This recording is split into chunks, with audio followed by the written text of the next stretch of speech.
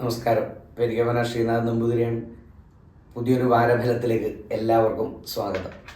2024 July മാസം 7-ാം തീയതി മുതൽ 15-ാം തീയതി വരെയുള്ളതായ ചന്ദ്രചാരവശാലുള്ള ഫലത്തെയാണ് സ്വതവേ ചിന്തിക്കാറുള്ളത്. അതോടൊപ്പം തന്നെ മറ്റ് ഗ്രഹങ്ങളുടെ സഞ്ചാരം ഉണ്ടോ എന്നുള്ളതും കൂടി ആലോചിക്കാറുണ്ട്. അപ്പോൾ ഈ ഒരു വാരത്തിൽ 23-ാം തീയതി, അതായത് മിഥുനമാസം 23-ാം തീയതി, ഈ ഒരു ജൂലൈ 7-ാം തീയതി തന്നെ ശുക്രൻ്റെ ഒരു സഞ്ചാരം ഇന്ന് തന്നെ ഈ ഞായറാഴ്ച മാറിയിട്ട്, അതോടൊപ്പം തന്നെ ഇനി 28-ാം തീയതി ചൊവ്വയുടെ ഒരു മാറ്റം, മിഥുനം 28-ന് ചൊവ്വയുടെ ഒരു മാറ്റവും നമുക്ക് കാണാൻ വേണ്ടി സാധിക്കും.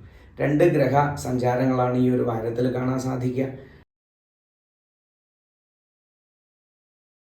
ഇടവക്കൂറിൽപ്പെട്ട കാർത്തിക മുക്കാല്, രോഹിണി, മകീരത്തിൻ്റെ ആദ്യഭാഗങ്ങൾ അടങ്ങുന്നതായ ഈ ഇടവക്കൂറുകാരെ സംബന്ധിച്ച് ശനിചാരവശാലുള്ള ദോഷം നടന്നുകൊണ്ടിരിക്കണം. അതോടൊപ്പം തന്നെ ലഗ്നത്തിലേക്ക്, ഈ മേടൻ രാശിയിലേക്ക് ഈ ചൊവ്വയുടെ ഒരു സ്ഥിതി വരിക, 12-ാം ഭാവപതിയായ ചൊവ്വയാണ് ആ കാരകഗ്രഹം വരുന്നതോടുകൂടി ഇപ്പോഴുള്ള ഈ സ്വസ്ഥ ജീവിതത്തിന് ഒരു മാറ്റം വരുന്നതായിട്ട് നമുക്ക് കാണാം. കുറച്ച് തിരക്ക് കൂടുന്നതും, അതോടൊപ്പം തന്നെ ആ തിരക്കിനനുസരിച്ചിട്ടുള്ള ഒരു ലാഭമൊന്നും വേണ്ടതുപോലെ കിട്ടിക്കൊള്ളണമെന്നില്ല.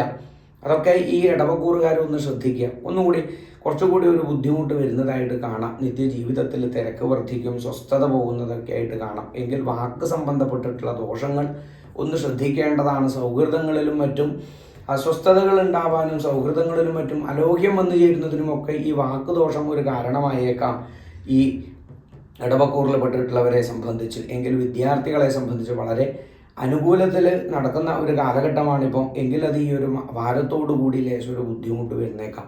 വിദ്യാർത്ഥികൾക്ക് പൊതുവെ ഒരു അനുകൂല സ്ഥിതിയാണ് ഇപ്പോൾ കണ്ടിട്ടുള്ളത് 1-2 ആഴ്ചയായിട്ട്.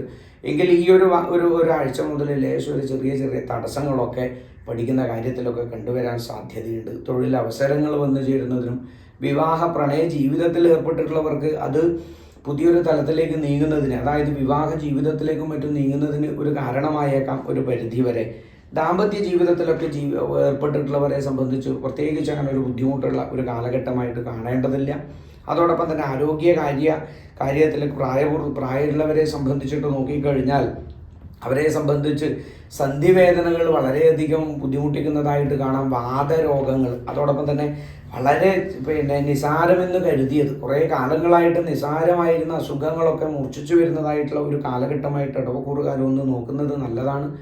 അങ്ങനെ പഴയ വേദനകളൊക്കെ ഉണ്ടെങ്കിൽ, അല്ലെങ്കിൽ പഴയ അസുഖങ്ങളൊക്കെ നമ്മൾ അതിനൊരു ഗൗരവം കൊടുത്തിട്ടില്ലെങ്കിൽ, പല ആൾക്കാരും ഇപ്പോൾ തലവേദന പോലെ പല അസുഖങ്ങളും അവരൊരു ഗൗരവമില്ലാതെ കൊടുത്തിട്ടാണ് പല ആൾക്കാർക്കും അപകടം പറ്റുന്നതാണ്. അതിനെ ഒരു വേണ്ട ചികിത്സേത അത് എപ്രകാരത്തിൽ ആ ഒരു വൈദ്യന് ചികിത്സിക്കാൻ സാധിക്കണമെങ്കിൽ അത് മൂർച്ഛിക്കുന്നതിന് മുന്നേ നമുക്കത് കണ്ടുപിടിക്കാൻ സാധിക്കണം.